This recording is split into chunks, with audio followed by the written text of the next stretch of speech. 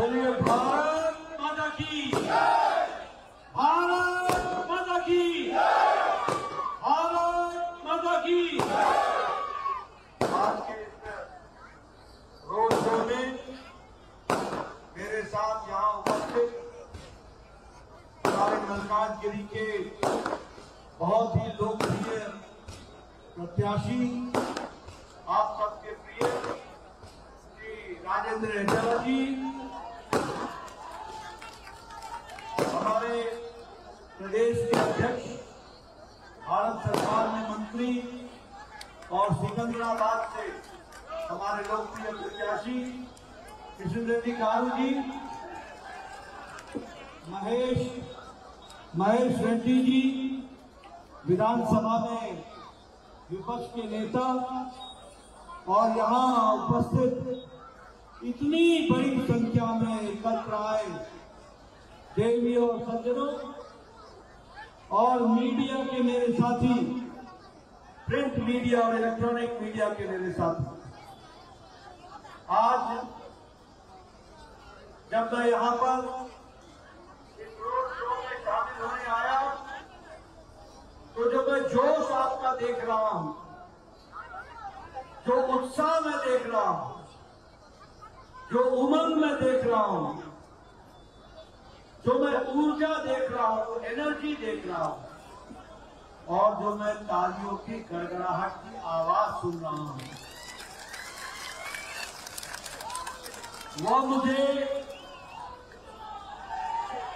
वो मुझे आश्वस्त करता है, कॉन्फिडेंस देता है, विश्वास दिलाता है कि आपने मल्काजगिरी से राजेंद्र एटेला जी को लोकसभा में भेजने का निर्णय ले लिया है।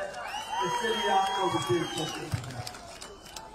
मित्रों, लेकिन ये चुनाव सिर्फ राजेंद्र एटेला जी को या किशन रेड्डी गारू जी को लोकसभा भेजने का नहीं है।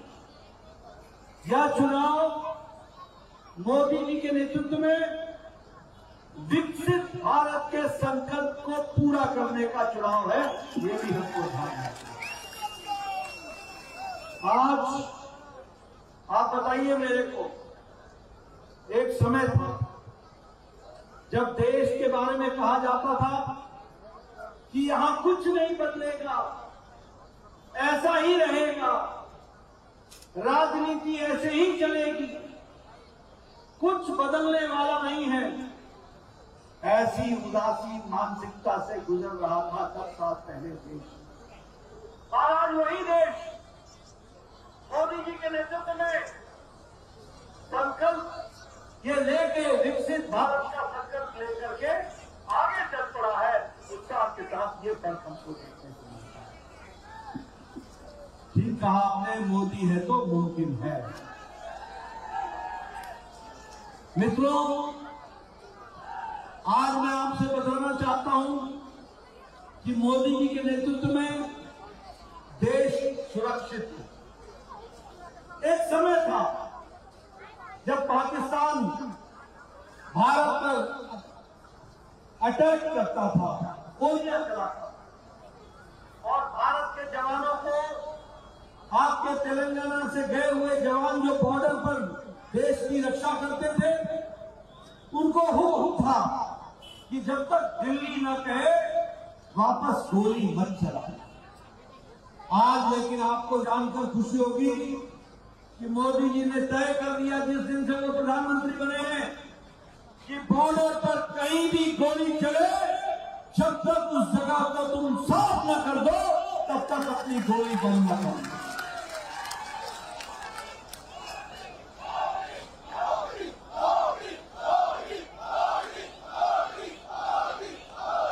पाकिस्तान ने उरी में दुस्साहस किया और हमारे कैंप पर हमला किया।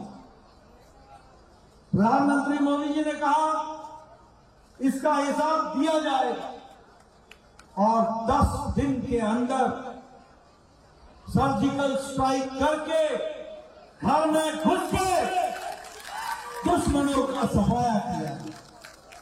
लेकिन आपको हम याद दिलाना चाहते हैं, ये जो कांग्रेस के देशभक्त है ना, ये सर्जिकल स्ट्राइक पर सबूत मांग रहे थे। देश लड़ रहा था और ये सबूत मांग रहे थे। ये रेवंत रेड्डी की जो जमात है ना, ये देश के साथ खड़े होने वाली नहीं है। ये सबूत मांग रही थी हमारे जवानों से। जब पुलवामा की घटना घटी तो मोदी जी ने कहा, कोई प्रधानमंत्री ने आज तक दुनिया के किसी भी अध्यक्ष ने या राष्ट्रपति ने नहीं कहा जो मोदी जी ने कहा। मोदी जी ने कहा, पाकिस्तान तुमने बहुत बड़ी गलती कर दी है और तुमको इसका खमियाजा भुगतना पड़ेगा। और 10 दिन के अंदर मोदी जी ने एयर स्ट्राइक किया बालाकोट में और दुश्मनों के कैंप खत्म कर दिए, घर में घुसकर मारा। ये भी हमको ध्यान रखना है। मित्रों, आज अरुणाचल से लेकर लद्दाख तक और लद्दाख से लेकर गुजरात तक, ये सारे बॉर्डर इलाके में प्रधानमंत्री मोदी जी ने 4 लेन की पक्की सड़क पुल के साथ बना करके बॉर्डर पर खड़ी कर दी। अब हमारे फौज को 1 दिन से ज्यादा नहीं लगेगा बॉर्डर पर पहुंचने में। और हम लोगों ने मोदी जी के नेतृत्व में देश में बॉर्डर मजबूत कर दिया। आज प्रधानमंत्री जी के नेतृत्व में अर्थव्यवस्था, आज अमेरिका की अर्थव्यवस्था मुसीबत में है, आज यूरोप की अर्थव्यवस्था मुसीबत में है, आज रशिया की अर्थव्यवस्था मुसीबत में है, आज जापान की अर्थव्यवस्था मुसीबत में है, चाइना की अर्थव्यवस्था मुसीबत में है, ऑस्ट्रेलिया की अर्थव्यवस्था मुसीबत में है। लेकिन भारत दुनिया को अर्थव्यवस्था में चमकता हुआ आशा की किरण दिखता है तो भारत दिखता है। आपको जानकर खुशी होगी कि भारत जो 11वें नंबर पर अर्थव्यवस्था में था, वह भारत आज 5वें नंबर की अर्थव्यवस्था बन गया। 5वें नंबर। हमने ब्रिटेन को पछाड़ दिया जिसने हमको 200 साल राज किया। और अब तुम फिर से राजेंद्र एकला को जिताएंगे, किशन रेड्डी गारू को भेजेंगे, मोदी जी तीसरी बार प्रधानमंत्री बनेंगे और भारत 2 साल के अंदर तीसरी सबसे बड़ी अर्थव्यवस्था बन जाएगा। हम दवाई बनाने में दुनिया में दूसरे नंबर पर, हम पेट्रोकेमिकल्स में दूसरे नंबर पर, हम इस्पात स्टील बनाने में 4थे नंबर से दूसरे नंबर पर आ गए। हम ऑटोमोबाइल में, गाड़ी बनाने में और गाड़ी की मार्केट में जापान को पछाड़कर हम तीसरे नंबर पर आ गए हैं। और मैं एक बात और बोलना चाहता हूं, बार बार सुनाता हूं, यहां भी बताऊंगा। 10 साल पहले आपके हाथ में जो मोबाइल होता था, उस मोबाइल पे लिखा होता था made in China, made in Taiwan, made in Korea, made in Japan. आज आपके मोबाइल पे लिखा है मेड इन इंडिया।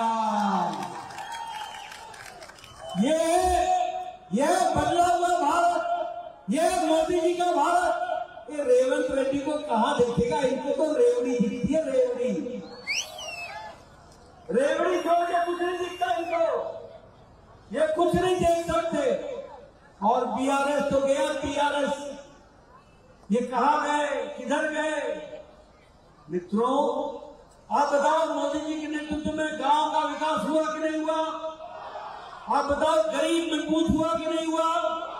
आपको मालूम है 25 करोड़ गरीब गरीबी की रेखा से ऊपर उठ गए हैं। 25 करोड़, 80 करोड़ की जनता को 5 किलो गेहूं या 5 किलो चावल मिल रहा है। कोई भूखा नहीं सो रहा। और मोदी जी ने तय किया है कि अगले 5 साल यही काम हम चलाते रहेंगे, इसको आगे बढ़ाते रहेंगे। हमने तय किया है कि दाल में और तिलहन में भारत आत्मनिर्भर अगले 5 साल में हो जाए। आप बताओ, आत्मनिर्भर भारत, आप बताओ कि महिलाओं को ताकत मिली है कि नहीं मिली है मोदी जी के राज में? उज्ज्वला योजना, उजाला योजना, स्वच्छता अभियान, सबने ताकत दी कि नहीं दी?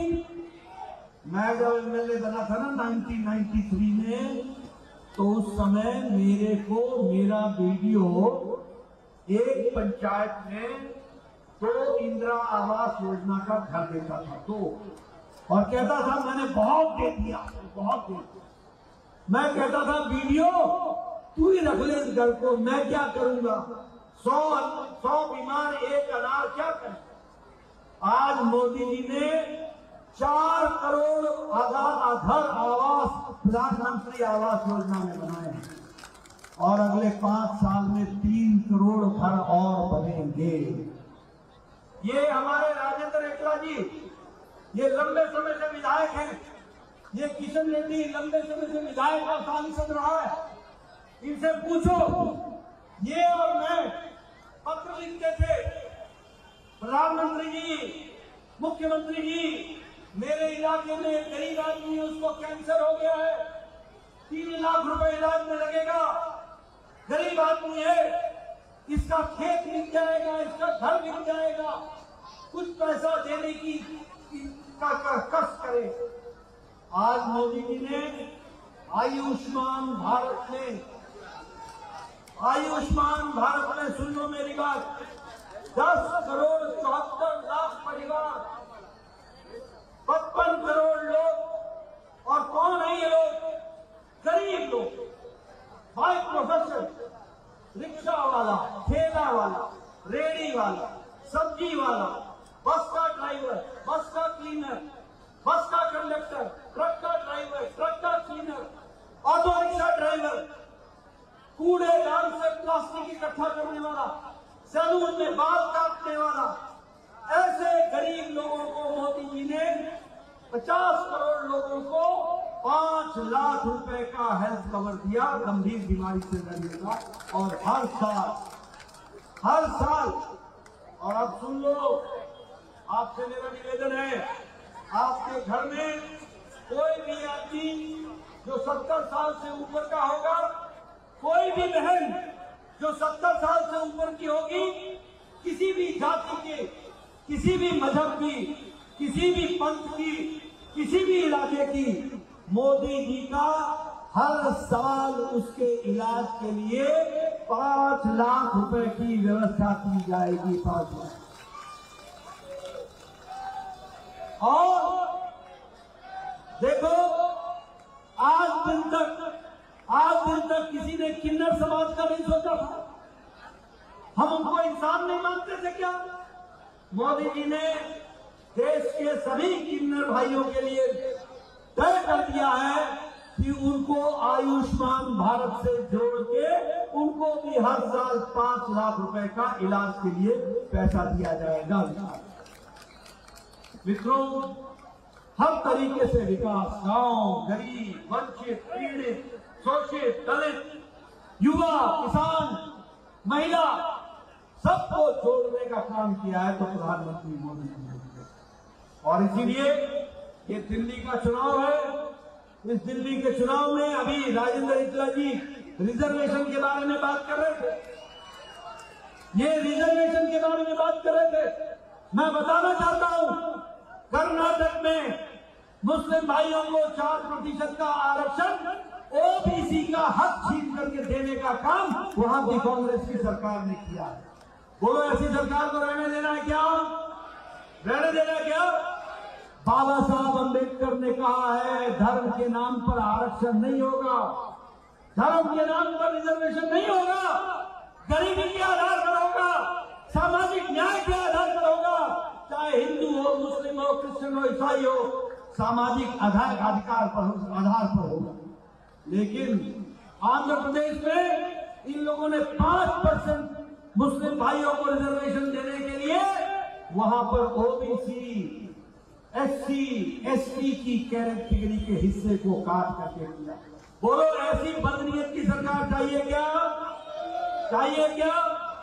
अब एक बात और पूछता हूं, आप बताओ उस जगह पर कोई और प्रधानमंत्री होता तो कोरोना के समय इस तरीके का नेतृत्व कर पाता क्या?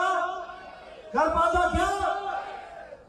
मित्रों, प्रधानमंत्री मोदी जी ने हर क्राइसिस को, हर आपदा को अवसर में बदल दिया और देश को आगे ले गए।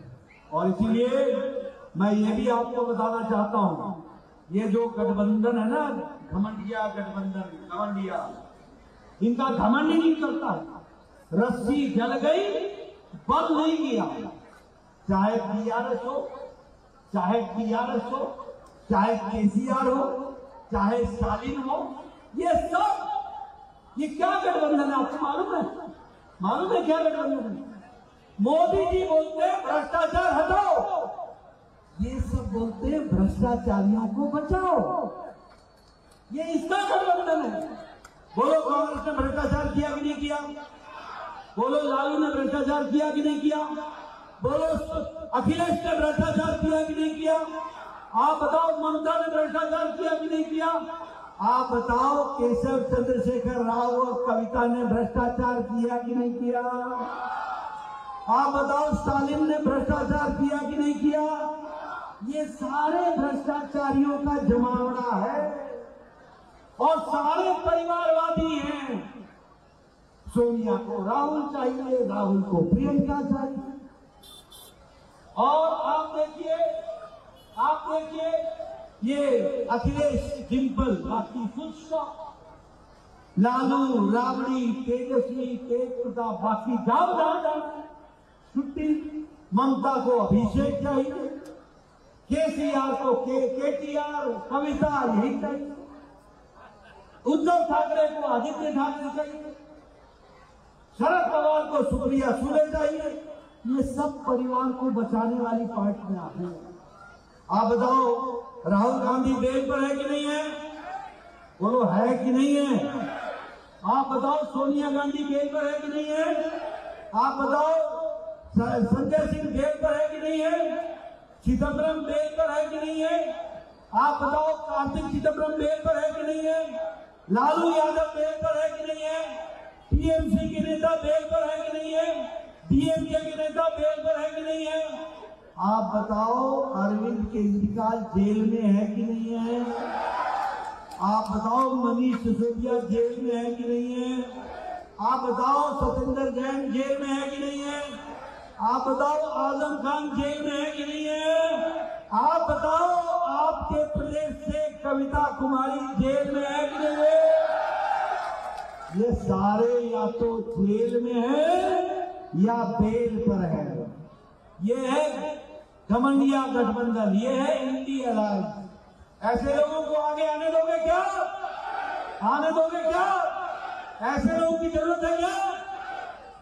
हमें देश को आगे ले जाने के लिए कर्मठ, ईमानदार, दमदार, मजबूत नेता नरेंद्र मोदी की नेतृत्व चाहिए। इस बात को ध्यान में रखना। बोलिए राजेंद्र इटाला को 13 तारीख को जिताएंगे ना? कमल पर बटन दबाएंगे ना? आगे ले आएंगे ना? वायदा करते हो? मैं दिल्ली में बैठ करके देखता रहूंगा मलकाजगिरी, मलकाजगिरी, मलकाजगिरी। आगे आना चाहिए बीजेपी, बीजेपी, बीजेपी। और किशन रेड्डी गारू को जिताएंगे ना? जिताएंगे ना? और कमल खिलाएंगे ना? मैं देखूंगा सिकंदराबाद बीजेपी, बीजेपी, बीजेपी।